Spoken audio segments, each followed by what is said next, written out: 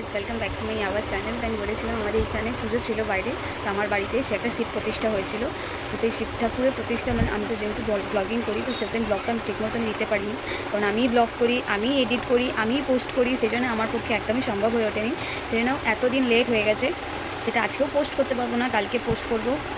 তো প্লিজ দর্শকরা তোমরা একটু দেখো, সত্যি ভোলে বাবাটা খুব সুন্দর হয়েছে, আর বড় করেই পুজো হয়েছিল।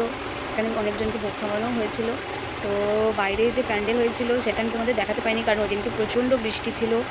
আর মানে ঠিকমতো কী বলবো, মানে বাড়িতেও অনেক লোক ছিল না, আর আমার বাড়িতে মানে প্রচণ্ড প্রেশারে ছিলাম। আমি একা সত্যি মানে ব্লগিং করে উঠতে পারিনি, কারণ কোনো ক্লিপসও আমি তোমাদের তুলে দেখাতে পারিনি। শুধু আমি পুজোটা দেখিয়েছি, যেহেতু আমি বলেছিলাম যে তোমাদের ডিটেলস দেবো। তো পুজোটা যেহেতু কোনো রকম ম্যানেজ করে কাউকে বলিয়ে ভিডিওটা করিয়েছি।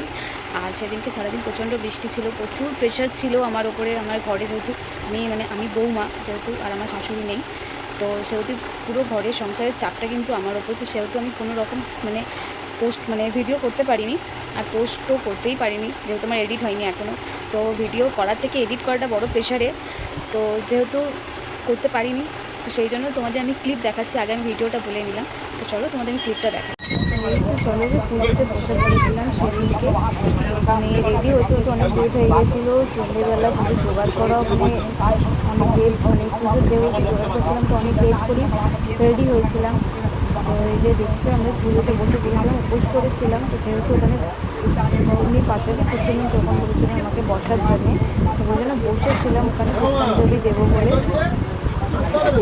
আসলে বাড়িতে মানে ঘরের কাজ প্রচুর ছিল, জানো পুজো আসছে হলে বাড়িতে খুবই প্রেশারে মানে পড়ে যাই।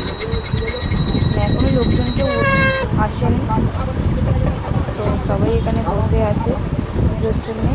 সবার বাড়িতে পুজো হয়ে গেছে, আমি এখানে বাকি ছিলাম।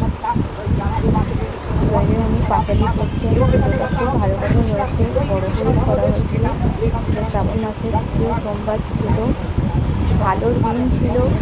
সেই জন্যে ওই দিনটা মানে আর কি ভোলে বাবা যা চেয়েছেন তাই হয়েছে, বলবো যে ওনারই আশীর্বাদ যা হয়েছে। লোকজন তখন কিন্তু আসেনি, আর ঘরেতে এত কাজ ছিল সারাদিন, আমি ঠিকমতো আপনাদের সামনে ভিডিও বা ব্লগিং কোনোটাই করতে পারিনি, কোনো ক্লিপস নিতে পারিনি। আসলে প্যান্ডেলটা খোলা হয়ে গেছিলো, বৃষ্টির জন্য একটা প্যান্ডেল করা হয়েছিল, তো বৃষ্টির জন্য জল জমা হয়ে গেছিলো বলে প্যান্ডেলটা খোলা হয়ে গেছিলো।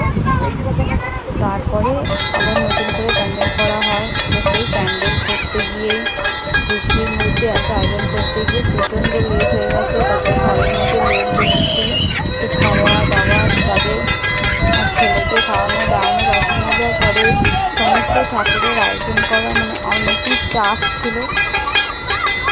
তো তোমাদের সেই মতো